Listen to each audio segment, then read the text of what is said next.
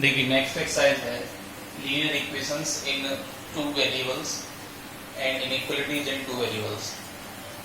इसमें हम जो पढ़ने वाले एक्सरसाइज में वो ये है कंसिस्टेंट और inconsistent system of linear equations in two variable. System of linear equations को ग्राफिकली सॉल्व करना और नेचर ऑफ सॉल्यूशन फाइंड करना। Solution by graphically method and find out the point of intersection of line with x axis and y axis. यानी कि graphically जो line cut कर रही है वो कहाँ कट कर रही है और वो जो लाइंस हैं एक्स एक्सिस को कहाँ मिल रही है और वाई एक्सिस को कहाँ मिलती हैं। ठीक है, अगला है solution by graphically and find out coordinate of triangle formed by lines and y axis. यानी कि जब लाइंस कट करेंगी तो वो कहाँ कट करेंगी, एक तो ये बताना है हमको, और वो जो लाइंस हैं एक तो कट करेंगी और दूसरा वो वाई एक्सिस को भी कट करेंगी जो ट्राइंगल फॉर्म करेंगी, तो उसके कोऑर्डिनेट बताने हैं, वर्टेक्स बताने हैं। ठीक है ना, या फिर जो ट्राइंगल जो बनेगा लाइंस के द्वारा और एक्स एक्सिस के द्वारा, क्योंकि लाइंस जब एक्स एक्सिस को मिलेंगी तो कहाँ कहाँ मिलेंगी, और ये लाइंस आपको दे रखी हैं। तो वन बाय वन हम डिस्कस कर लेते हैं कि first of all point is कि linear equations in two variables क्या होते हैं। तो देखिए एक इक्वेशन आपका ax plus by plus c equal to 0 type का, ये क्या होता है, it is general equation of linear equation in two variables. Linear equation क्यों है, क्योंकि जो वेरिएबल्स हैं x और y इनकी पावर कितनी आ रही है, बना रही है। These are the coefficient and that is constant term. तो इसीलिए क्या है, ये लीनियर इक्वेशंस हैं। दूसरा in two variable means there are two variable means x and y। These are two variables, ये दो वेरिएबल्स हैं क्योंकि इनकी वैल्यू चेंज हो सकती है and they will be fixed. ये a b c जो आप देख रहे हैं कैसे होंगे, फिक्स होंगे, यानी कि इनकी वैल्यू को हम चेंज नहीं कर रहे होंगे, ये आपको दिए गए होंगे। ठीक है ना, ये नोन क्वांटिटीज होती हैं। तो इस तरह का कोई भी जो इक्वेशन है वो कैसा कहलाएगा, linear equation in two variable कहलाएगा। नाउ द पॉइंट कम्स कि इसका जो हम ग्राफ है वो देखने वाले हैं, यानी कि ax plus by plus c का ग्राफ देखेंगे। और ग्राफ देखने के लिए जैसे मैं कोई एग्जांपल ले लेता हूं, x plus y plus 3 equal to 0। तो इसका मैं ग्राफ बनाने वाला हूं। ग्राफ का मतलब ये है कि मैं इसमें x के डिफरेंट वैल्यू पुट करूंगा और y की डिफरेंट वैल्यू निकालूंगा, ये y की डिफरेंट वैल्यू पुट करूंगा, x की डिफरेंट वैल्यू फाइंड आउट करूंगा और फिर उसका हम उनको शेड करने वाले हैं प्लेन में। अगर प्लेन में जब शेड करेंगे और उन सारे पॉइंटों को मिला करके जो हमें ग्राफ मिलेगा वो क्या कहलाएगा, ग्राफ ऑफ दिस इक्वेशन। और ये इक्वेशन क्या है, linear equation in two variable. अब ये ग्राफ अगर मान लीजिए आपका एक लाइन आया तो हम कह सकते हैं कि जो ग्राफ है इस टाइप की इक्वेशन का वो क्या होगा, एक लाइन होता है। ठीक है ना, straight line in a plane. तो अगर आपको ध्यान होगा कि 9th क्लास में हमने डिस्कस किया था कि any plane can be divided into 4 portions. किसी भी प्लेन को आप 4 पोर्शंस में डिवाइड कर सकते हैं। फर्स्ट पोर्शन, ये जो हमारे पास फर्स्ट पोर्शन है ये फर्स्ट क्वाड्रेंट होता है, 4 क्वार्टर हो गए, इधर 4 क्वाड्रेंट हैं, 1 2 3 एंड 4। ये first quadrant, second quadrant, third quadrant and fourth quadrant. It is horizontal line and it is known as x axis, ये एक्स एक्स डैश है, and it is vertical line, it is y y dash है। and where the horizontal and vertical line, ये जो क्षैतिज रेखा और ऊर्ध्वाधर रेखा मिलते हैं, that is known as origin। ये first quadrant, second quadrant, third quadrant and fourth quadrant. अपने एजम्पशन के लिए हमने इसको फर्स्ट सेकंड थर्ड और फोर्थ बोला है। कोई ये कह सकता है फर्स्ट सेकंड थर्ड, ये भी हो सकता है, लेकिन नहीं, ये एंटी क्लॉकवाइज रोटेशन में लिए गए हैं, यानी कि धरती जो जिस दिशा में घूम रही है उस दिशा में हमने इनको लिया है। तो मान लीजिए मुझे ग्राफ बनाना है x plus y plus 3 equal to 0 का, और सबसे पहला काम हम करते हैं either separate this for x और फॉर y। इसका मतलब ये है कि आप किसी एक वेरिएबल को रखेंगे LHS में और बाकी की सारी क्वांटिटीज को आप RHS में ले जाएंगे। जैसे मान लो मैंने y का जो टर्म है वो हमने LHS में रखा है और बाकी के टर्म को मैं कहाँ ले जा रहा हूँ, RHS में। तो दैट इज द सेपरेशन। तो ये है सेपरेशन फॉर y। अगर मान लीजिए मैं x के टर्म को LHS में रखता, बाकी के सभी को RHS में ले जाता, तो that is separation for x। ये सेपरेशन x के लिए किया गया, ये y के लिए किया गया। तो सबसे पहला काम हम यही करेंगे। तो due to lack of space मैं इनको हटा देता हूं।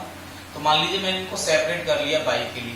तो इसके बाद हम क्या करेंगे, सॉल्यूशन टेबल बनाएंगे। सॉल्यूशन टेबल यानी कि इसको सेटिस्फाई कौन कौन कर सकता है, इसकी हम टेबल तैयार करते हैं। तो इस टेबल में हमारे पास जो पॉइंट्स हैं उनकी संख्या क्या बहुत सारी हो सकती है, लेकिन फॉर कन्वीनियंस के लिए आप एटलीस्ट 2 पॉइंट ले सकते हैं, बट आप 3 भी ले सकते हैं, 4 भी ले सकते हैं, बट आपको 2 पॉइंट तो लेना जरूरी है ही है। It is necessary to take at least 2 points. अब मैं यहाँ पे क्या करने वाला हूँ, यहाँ पे मैं x की डिफरेंट वैल्यू रखने वाला हूँ और y की पता करने वाला हूँ। अगर मैं इसको x के लिए सेपरेट करता तो y की वैल्यू पुट करता और x की वैल्यू फाइंड आउट करता। तो मैं इसमें x की वैल्यू पुट कर रहा हूँ। रिमेंबर कि आपको x की वैल्यू ऐसे पुट करनी है जिसके लिए आपको जो कोऑर्डिनेट मिले x और y वो इंटीजर वैल्यू हो। इंटीजर ना हो तो 1/2 का मल्टीपल हो, जिससे आप इसको इस ग्राफ में आराम से ड्रॉ कर पाए। दूसरा ये है कि आप इसके लिए ग्राफ का इस्तेमाल करें, विदाउट ग्राफ इस क्वेश्चन को आप न करेंगे। यानी कि रफ कॉपी में आप कर सकते हैं एक बार ट्राई, बट आपको फेयर कॉपी में करना है तो आप केवल ग्राफिकली ही देखेंगे। पेपर में भी आपको ग्राफ मिलता है, ठीक है। तो मैंने इसमें x का वैल्यू रख रहा हूं, तो जैसे मैंने इसमें 0 रखा, 0 x का वैल्यू, तो 0 रखा। As simple as you can, आपके पास कोई भी इस तरह का दबाव नहीं है कि आपको ये पॉइंट रखना है कि ये नहीं रखना है, ठीक है ना। आप सिंपल रख सकते हैं। तो मैंने इसको क्या कर लिया, 0 रख दिया इसके अंदर 0। तो y का वैल्यू मुझे कितना मिलेगा यहाँ से, -3, 0 -3। मान लो मैंने इसमें 1 रख दिया, तो -1 -3 कितना हो जाएगा, -4।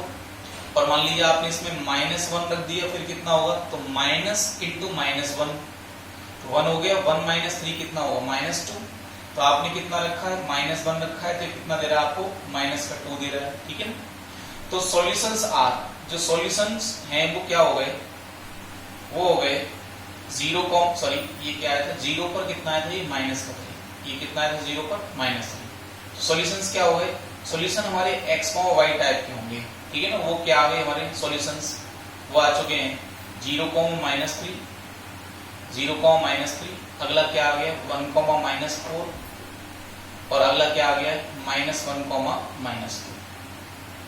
जब आप ग्राफ में देखोगे तो आपको इस तरह से 1, 2, 3, 4, 5, 6 एंड सो ऑन, इस तरह से आपको ये पॉइंट मिल रहे होंगे ग्राफ में, ठीक है ना। ये ग्राफ में आपको पॉइंट मिल रहे होंगे, बट आपको इसमें क्या करना है, स्केल एज्यूम करना है जरूर। स्केल एज्यूम करने का ये बेनिफिट रहेगा कि अगर आपके पास लार्ज क्वांटिटी है तो भी आप उनको कॉन्ट्रैक्ट करके ग्राफ में इजीली ड्रॉ कर सकते हो। तो स्केल क्या रहेगा हमारा, स्केल ये है, स्केल है 1 unit equal to 1 centimetre on both axis. दोनों ही एक्सिस पे आपने क्या किया है, 1 सेंटीमीटर इक्वल टू 1 यूनिट मान लिया। इसका मतलब क्या हुआ, तो मान लो मैं 3 की बात कर रहा हूं तो 3 सेंटीमीटर हो जाएगा मेरा, ठीक है ना। तो ये क्या है, 1, 2, 3, 4, 5, 6 एंड सो ऑन। ये 1, 2, 3, 4, 5 and so on, -1, -2, -3, -4 and so on, -1, -2, -3, -4। ये हो जाएगा, क्लियर है। तो इनको मैं रिप्रेजेंट कर रहा हूं। देखिए आपको थोड़ा नोटिस करना है कि अगर मान लो हमारे पास कोई पॉइंट 0, y टाइप का है, तो इसका मीन्स क्या है कि x एक्सिस पे तो 0 जाना है और y पे कितना जाना है, कुछ वैल्यू आपको जानी है। लेकिन आपके पास मान लीजिए x, 0 टाइप का है, तो इसका क्या मतलब है, x एक्सिस पे तो कुछ जाना है आपको, लेकिन y पे कितना जाना है, 0 जाना है।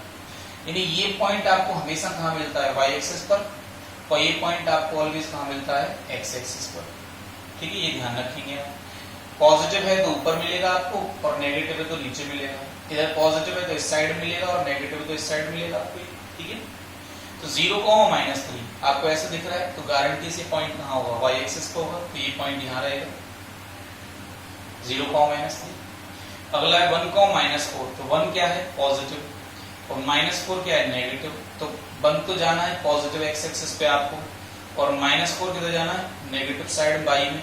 1, 2, 3, -4, जैसे यहाँ आपको पॉइंट ये मिल जाएगा।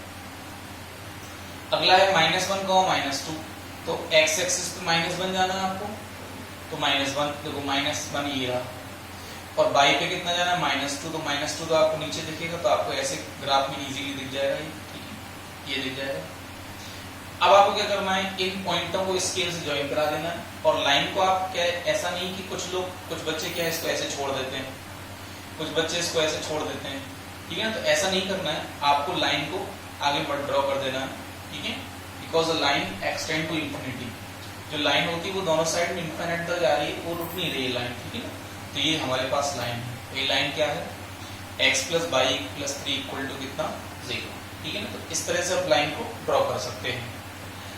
जब हमारे पास सिस्टम ऑफ लाइन होगा, सिस्टम ऑफ लाइंस होगा, तो सिस्टम ऑफ जब लाइंस होंगे तो हमारे पास कितनी लाइंस होंगे, 2 लाइंस, कितनी लाइंस होंगी, 2 लाइंस होंगी।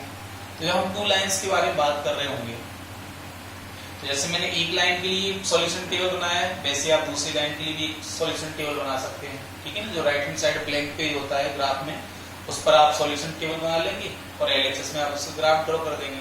तो जैसे एक लाइन ये आ गई, एक लाइन और आपकी आ गई। रिमेंबर दैट कि जैसे आपने ये सॉल्यूशन टेबल तैयार किया, सॉल्यूशन तैयार कर लिए, फिर आपने सॉल्यूशंस को यहाँ नोटेशन दे दिया, जैसे मैं इसको लिख सकता हूँ, ये कितना था 0, -3, ये -1, -2 था, और ये आपको कितना था, ये था 1, -4 था, ऐसे लिख भी सकते हो आप इनको। नेक्स्ट पॉइंट इज कि आपने इसके सॉल्यूशंस को यहाँ पे मान लो ड्रॉ कर दिया है, तो आप लाइन को तुरंत ज्वाइन करा दें, ऐसा इसीलिए कह रही है क्योंकि दूसरी लाइन मान लो अगर यहाँ पे मैं ड्रॉ करनी होती और सोचो कि आपको पॉइंट मिसिंग हो गया, तो हो सकता है आपने किसी लाइन को किसी से ज्वाइन करा दिया, यानी इसके पॉइंट उस लाइन के पॉइंट से ज्वाइन करा दिए और उस लाइन के पॉइंट से ज्वाइन करा दिए, तो हो सकता है गड़बड़ हो जाए। तो इसीलिए पहले आप पहली लाइन ड्रॉ कर लें, उसके बाद में आप दूसरी लाइन ड्रॉ कर लें, ये तो आपके लिए थोड़ी वार्निंग है। अब बात आती है कि ऐसा करने से हमें नेक्स्ट क्या क्या मिल सकता है। तो 9th क्लास में भी ये ऑलरेडी मैं डिस्कस कर चुका हूँ आपकी क्लास में, कि जब हम किसी भी सिस्टम का हम ग्राफ ड्रॉ करते हैं, यानी कि जब 2 लाइन हमारे पास होती है और उनका हम ग्राफ ड्रॉ करते हैं, तो हमारे सामने कई कंडीशन बनती हैं। कैसी कंडीशन बनती है, जैसे मैं बना देता हूँ a1x + b1y + c1 = 0 और a2x + b2y + c2 = 0। ये हमारे पास क्या है, सिस्टम ऑफ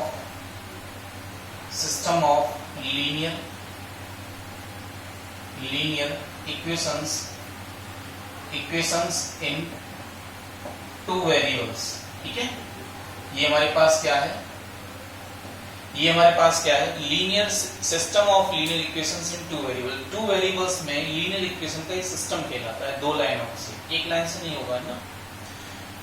तो हम जब इनका ग्राफ ड्रॉ करते हैं तो इस ग्राफ की 3 सिचुएशन बन सकती हैं। पहली सिचुएशन क्या है कि जब आपने दोनों लाइनों को ड्रॉ किया तो मे बी पॉसिबल कि दोनों लाइनें कहीं किसी पॉइंट पर कट कर जाएं, ऐसा हो सकता है। इनमें हमेशा आप एरो लगाने की कोशिश करें, ये बिल्कुल भी लापरवाही नहीं करेगा कोई भी, ठीक है ना। ये लाइन हो सकता है इंटरसेक्ट कर जाए, मे बी पॉसिबल कि जो लाइंस हैं वो कहीं इंटरसेक्ट नहीं कर रही हैं। जैसे आपकी कॉपी में जो लाइंस होती हैं, अगर आप ध्यान से देखोगे तो वो कॉपी में आप देखोगे कि जो 2 लाइंस होती हैं वो कहीं आपस में कट नहीं करती हैं, ये आप देख सकते हैं कॉपी के अंदर, ठीक है, नोटबुक के अंदर देख सकते हो आप इस बात को। या मे बी पॉसिबल ऐसा भी हो सकता है कि जैसे फर्स्ट लाइन आपकी ऐसे जा रही है और दूसरी लाइन भी इसी के ऊपर होके चली जाए, ठीक है ना। तो ऐसे हमारे पास 3 केसेस बनते हैं। जब सिस्टम ऑफ लीनियर इक्वेशंस का हम ग्राफ ड्रॉ करते हैं तो हमारे पास 3 कंडीशन बनती हैं। तो ये कंडीशन में तो हमको मिलता है यूनिक सॉल्यूशन। कैसा सॉल्यूशन, यूनिक सॉल्यूशन। इसमें हमें मिलता है नो सॉल्यूशन और इसमें हमें मिलते हैं इनफाइनाइट सॉल्यूशन। कितने सॉल्यूशन, इनफाइनाइट सॉल्यूशन मिलते हैं हमको। इस कंडीशन में यूनिक सॉल्यूशन, इसमें इनफाइनाइट सॉल्यूशंस और इसमें क्या, नो सॉल्यूशन, कोई भी सॉल्यूशन नहीं मिलता है, ठीक है। अब आप ध्यान दीजिएगा, नो सॉल्यूशन का मतलब है कि लाइनें आपस में नहीं कट कर रही हैं। It means there is no point which lies on both lines. कोई भी पॉइंट ऐसा नहीं है जो दोनों पर ही हो। इसका क्या मतलब है, यूनिक सॉल्यूशन का मतलब कि कोई ना कोई तो पॉइंट ऐसा है जो इस लाइन पर भी है और इस पर भी है। इसका मतलब दोनों को सेटिस्फाई कर रहा है, इसका मतलब इस सिस्टम को सेटिस्फाई कर रहा है, यानी इस सिस्टम के पास कोई सॉल्यूशन है और वो भी कैसा होगा, यूनिक होगा। ऐसा भी हो सकता है कि लाइन एक दूसरे के ऊपर से चली जाए, इसको हम बोलते हैं ओवरलैपिंग। इसको हम क्या बोलते हैं, ओवरलैपिंग बोलते हैं, ठीक है ना। दूध वाले आ गए।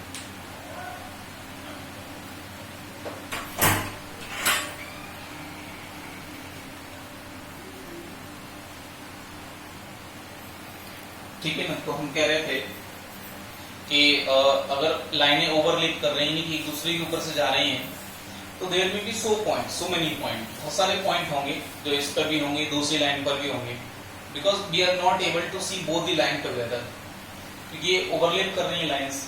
तो जो भी पॉइंट फर्स्ट लाइन पे होगा वो सेकंड पर भी होगा, ठीक है ना। तो इसको हम बोलते हैं ओवरलैपिंग, और इस कंडीशन में सॉल्यूशन कितने होंगे, इनफाइनाइट। पॉइंट आता है कंसिस्टेंट और इनकंसिस्टेंट का मतलब क्या है।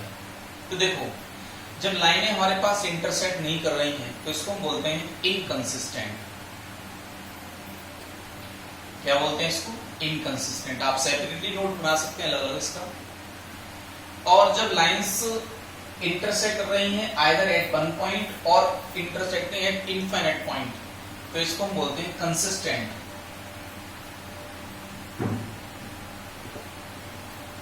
क्या बोलते हैं इसको, कंसिस्टेंट बोलते हैं इसको, ठीक है ना। यानी इस सिस्टम, ये भी सिस्टम कंसिस्टेंट सिस्टम है और ये भी सिस्टम कैसा है, कंसिस्टेंट सिस्टम है, ठीक है ना। इन केस ऑफ इनकंसिस्टेंट की अगर हम बात करें तो इस केस में हमने देखा था कि जब इनकी रेशियो फाइंड आउट करेंगे, यानी कि A1/A2 फाइंड करो और B1/B2 फाइंड करें और C1/C2 फाइंड करें, तो हमने इस कंडीशन में देखा था कि A1/A2 इक्वल टू B1/B2 होता है, बट ये इक्वल नहीं होता किसके, C1/C2 के इक्वल नहीं होता, ठीक है ना। यानी ये दोनों के दोनों ही इक्वल इसके नहीं होते हैं, ये भी इसके इक्वल नहीं होता, ये भी इसके इक्वल नहीं होता, ये ब्रैकेट इधर आएगा, ठीक है। These are equal but it is not equal to this.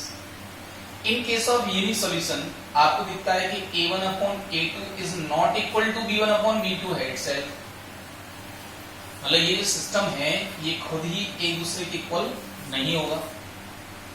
In case of infinite solution की बात करें, इन केस ऑफ हम इनफाइनाइट सॉल्यूशन की बात करेंगे तो A1/A2 equal to B1/B2 equal to C1/C2 होता है, ठीक है ना। जब हम ग्राफ ड्रॉ करेंगे तो इस तरह का सिस्टम जिसमें नो सॉल्यूशन की कंडीशन हो तो इसमें तो रेशियो आपको ऐसा दिखेगा, वो कंडीशन जब यूनिक सॉल्यूशन हो तो आपको इसमें रेशियो ये दिखेगा, और वो सिस्टम जिसमें इनफाइनाइट सॉल्यूशन होंगे तो उसमें आपको रेशियो ये दिखेगा, ठीक है ना। तो पॉइंट ये है कि every time you need not to find out the graph of the system. Means ये है कि आपको हर बार सिस्टम को कंसिस्टेंट या इनकंसिस्टेंट बताने के लिए ग्राफ ड्रॉ करने की जरूरत नहीं है। You need to tell only thing कि A1/A2 is not equal to B1/B2 means system has unique solution. If A1/A2 equal to B1/B2 is not equal to C1/C2, then system is inconsistent, means has no solution. You need not to draw the graph.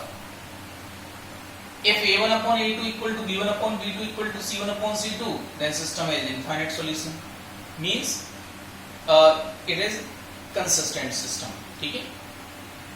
तो इसके basis पे question हम first ले लेते हैं। Question number first हमारा है कि we have to tell whether the system is consistent और inconsistent. Okay, so every time you need to compare the given system with a1x plus b1y plus c1 equal to 0 and a2x plus b2y plus c2 equal to 0।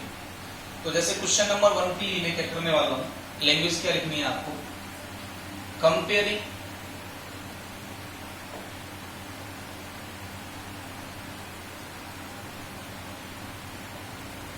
with a1x plus b1y plus c1 equal to 0 and a2x plus b2y plus c2 equal to 0।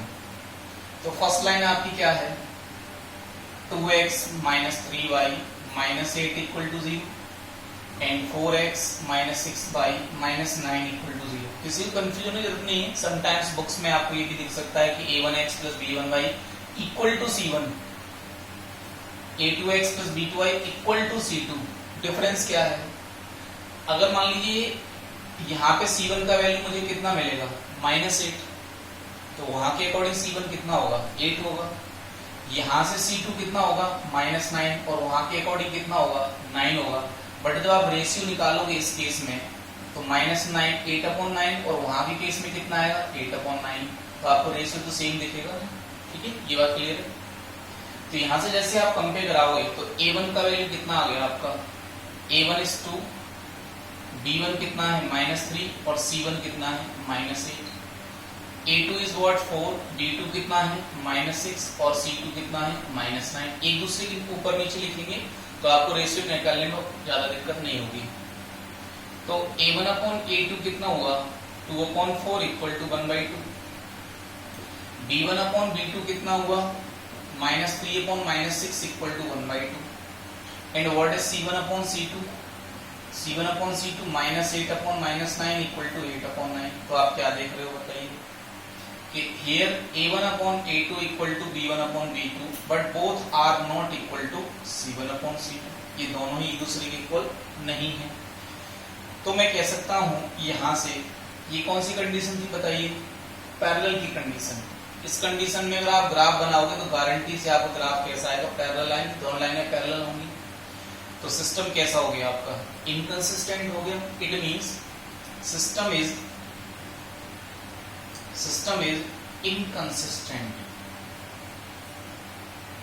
System कैसा है आपका, inconsistent है। ठीक है ना।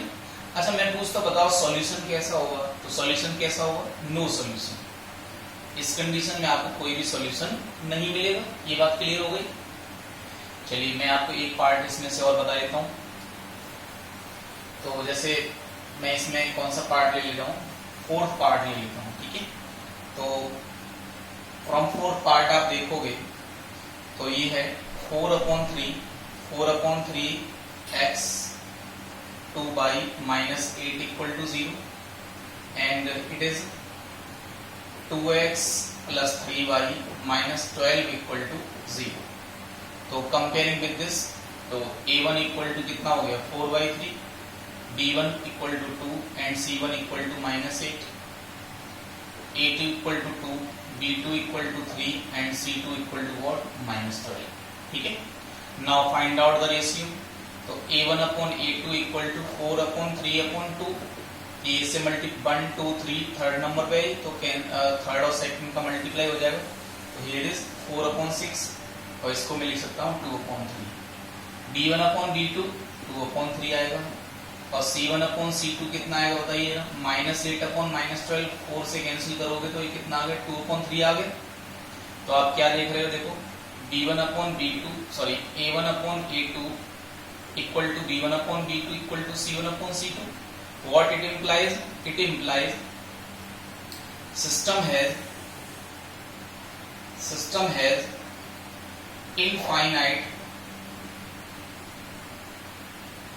infinite solution।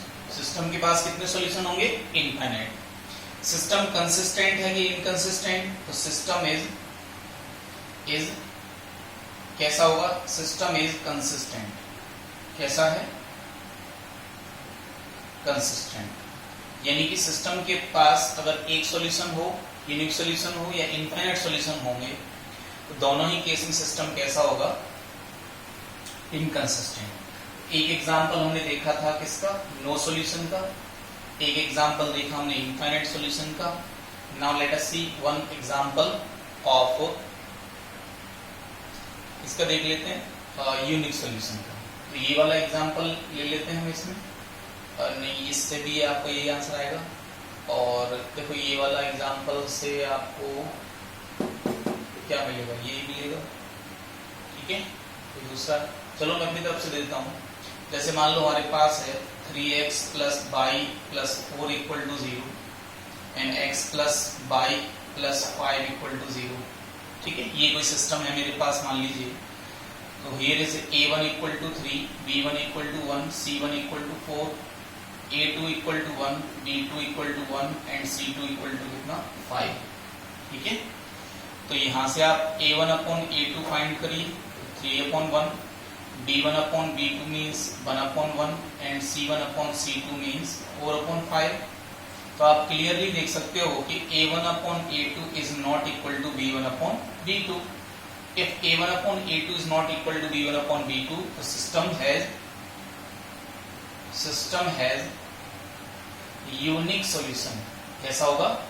Unique solution, यानी कि मैं कह सकता हूं कि सिस्टम इज कैसा है? System consistent. सिस्टम कैसा होगा? कंसिस्टेंट होगा। ठीक है, तो मैंने आपको तीनों टाइप के एग्जांपल दे दिए, जो आपके पास बचा है उसको आप ट्राई कर सकते हैं। ठीक है, चलिए नेक्स्ट हमारे पास है solve graphically and nature of the solution. Nature of the solution means unique solution, no solution और infinite solution. That is what we have to tell. तो ग्राफिकली सॉल्व करने के लिए सिस्टम आपको दे रखा है। System we have, what is system? System you are given x plus y equal to 3 and 3x minus 2y equal to 4। ये है। तो मैं फर्स्ट वाले इक्वेशन को ले लेता हूं पहले, x plus y equal to 3। तो you have to separate either for x or for y. You have the choice, you have the liberty, whatever the variable you are solving for. तो y equal to 3 minus x, solution table आपका क्या बनेगा? तो solution table हमारा होगा, you need to take at least 2 point और you take it 3 point also। ठीक है, तो ये x है, ये y है। अब आप यहाँ पे x की डिफरेंट वैल्यू रखते चले जाओ। जैसे आपने 0 रखा, 0, आपको ऑल भी 0 नहीं रखना है, ये तो मैं कह रहा हूँ। ठीक है ना, आपको अपनी चॉइस के अकॉर्डिंग रखना है। पर पॉइंट ऐसा ना चाहिए कि ग्राफ में उसको ड्रॉ करने में हमें आसानी हो। नहीं, ऐसा नहीं हो कि मान लो आपको 3/5 ले लिया, आपने 3/7 ले लिया, 3/7 का वैल्यू एक्जैक्टली कितना है बताओ आप। तो ये पॉइंट तो डिनोट करने में ग्राफिकली बहुत कठिनाई रहेगी हमको। ठीक है ना, तो देखिए, तो 0 हमने रखा तो y का वैल्यू कितना मिलेगा आपको? 3 मिलेगा। और मान लो इसमें हमने 3 रख दिया तो कितना मिलेगा? 0 मिलेगा। काफी इजी रहा। तो मान लो 1 रख दिया तो कितना मिलेगा आपको? 2 मिलेगा। अब आप ये जरूर ध्यान रखें कि हम यहाँ पे x की वैल्यू पुट कर रहे हैं, तो आप x की वैल्यू यहाँ लिख रहे हैं और जो वैल्यू आपको मिल रहा है वो यहाँ लिख रहे हैं। कई बार स्टूडेंट ये भी मिस्टेक कर देते हैं कि x का वैल्यू रख रहे हैं, उनको तो हम यहाँ लिख लेते हैं, और y का वैल्यू जो मिल रहा है उनको हम यहाँ लिख लेते हैं। तो ये उल्टा उल्टा हो जाएगा। ठीक है, ये ध्यान रखना है आपको। तो सॉल्यूशन आर, सॉल्यूशन क्या हो जाएंगे बताइएगा? 0,3, 3 x, y है ना, 3,0 और क्या हो गया? 1,2। ये हो गया। आप चाहो तो एक थर्ड पॉइंट को स्किप कर सकते हो, कोई दिक्कत नहीं है। You need at least 2 point. तो हमारे पास सेकंड इक्वेशन है 3x minus 2y equal to 4। तो यहाँ से 2y कितना मिलेगा? 3x minus 4। तो y कितना आ जाएगा आपका? 3x minus 4/2 आ जाएगा। ठीक है, तो यहाँ से सॉल्यूशन टेबल हमारा क्या बनेगा? सॉल्यूशन टेबल क्या बनेगा हमारा? सॉल्यूशन टेबल बनेगा कि here is x, here is x, here is y। ठीक है, तो x का वैल्यू पुट करो आप, तो 0 रख दो 0। तो यहाँ से कितना मिलेगा? 3 into 0 minus 4, minus 4/2 कितना मिलेगा आपको? -2 मिलेगा। अब जैसे आपने मान लो यहाँ पे कितना रख दिया, मान लो आपने यहाँ रख दिया 2 रख दिया, 2। तो x का वैल्यू 2 रखोगे तो 3 2 6, 6 minus 4 करोगे तो 2 बचेगा। 2/2 कितना आएगा? 1 आएगा। ठीक है, ये ध्यान रखना है। अभी मान लो आपने यहाँ पे 4 रख दिया, 4, तो 4 3 12 हो गए, 12 minus 4 8, 8/2 कितना मिलेगा बताओ? 4 मिलेगा। ठीक है, तो सॉल्यूशन आर, तो सॉल्यूशन क्या होगा बताइए? सॉल्यूशन आर, ये आपको सॉल्यूशन मिल जाएंगे 0, -2, 2,1 और 4,4। ठीक है, ये तो आप राइट हैंड साइड वाले पेज पे कर सकते हो, और लेफ्ट वाले पेज पर आपको क्या करना है? ग्राफ इसका ड्रॉ करना है। ठीक है, तो आप लिखोगे यहाँ पे स्केल लिखोगे every time, you need to take scale every time. तो स्केल में ले रहा हूँ यहाँ पे कि 1 सेंटीमीटर लेना ही काफी रहेगा। तो 1 यूनिट इक्वल टू 1 यूनिट मतलब क्या है? ये जो हमारे पास वैल्यू आ रहे हैं ना, इनको मैं यूनिट मान के चल रहा हूँ। Equal to 1 centimetre on both axes. ठीक है, बोथ एक्सेस, दोनों एक्सेस का हमने 1 यूनिट इक्वल टू क्या लिया है? 1 सेंटीमीटर, तो y dash, here is x, here is x dash, ठीक है। तो ये क्या हमारा देखो 0,3, तो 0,3 कहाँ पे आएगा, y एक्सिस पे आएगा, यहाँ पे 1 2 और 3, ये क्या हो गया 0,3 पॉइंट है। 3,0 इस टाइप का पॉइंट कहाँ मिलता है, x एक्सिस पे। 3 मतलब 1 2 3, पॉजिटिव साइड में जाना 1 2 3, 3,0 आप लिख सकते हो 1 2 3 4 5 ऐसे लिख सकते हो। 1,2 तो x पे 1 जाना है, y पे 2 जाना है, तो x पे 1 चले गया, यहाँ से स्टार्ट करना है ऑलवेज, और 2 ये आ गया आपका, तो ये पॉइंट आपका क्या हो गया 1,2 हो गया। Now you need to join the point, अभी आप ज्वाइन कर दोगे तो बेहतर रहेगा, क्योंकि मे बी पॉसिबल कि आप अगली लाइन के पॉइंट को इससे मिला दें तो गड़बड़ हो जाएगा ना। तो ये हो गया। तो अभी देखो क्या है, अगला देख लेते हैं 0,-2, तो 0,-2 आपको कहाँ मिलेगा, आपको 0,-2 यहाँ मिलेगा, ये 0,-2, 2,1, तो ये 1 2 हो गया, और 1 कहाँ पे जाएगा आपको 1 तो यहाँ मिलेगा, ये कितना हो गया 2,1 हो गया, ठीक है। तभी तो कहते हैं हम कि आप तुरंत इसको ज्वाइन कराएंगे। 4,4 कहाँ मिलेगा, 1 2 3 4, और 4 1 2 3 एंड 4, ये 4,4 ये। अब इन तीनों पॉइंटों को आप स्केल से ज्वाइन करा दो, तो थोड़ा आगे बढ़ा देंगे स्केल से ना, कोई कंफ्यूजन नहीं होनी चाहिए। इस लाइन का नाम लिख सकते हो आप, ये लाइन क्या थी, x + y = 3, and what is that line, that line is 3x - 2y = कितना 4। ऐसा इसलिए क्योंकि आइडेंटिफाई करने में दिक्कत नहीं रही आपको पता चल जाएगा ये लाइन ये है, ये लाइन ये है, ठीक है। देखो ये जो पॉइंट है इस जगह पे दोनों लाइनें कट कर रही हैं, तो that is the point of intersection of lines. तो ये क्या है, ये पॉइंट ऐसा है जो इस लाइन पर भी है, इस लाइन पे भी है, यानी कि इसको भी सेटिस्फाई कर देगा, इसको भी कर देगा, तो that is system of solution. तो what is system of solution, since lines intersect at x, y = कितना 2,1, therefore x = 2 and y = 1 is the solution. Now we have to tell what is the nature of the solution. Solution का आप nature बताइए। तो what is the nature? Since lines intersect at only one point, कहाँ पे, at only one point, hence it is unique solution. कैसा solution है, unique solution. Solution कैसा होगा, यूनिक सॉल्यूशन होगा ये, ठीक है। आगे देख लेते हैं। तो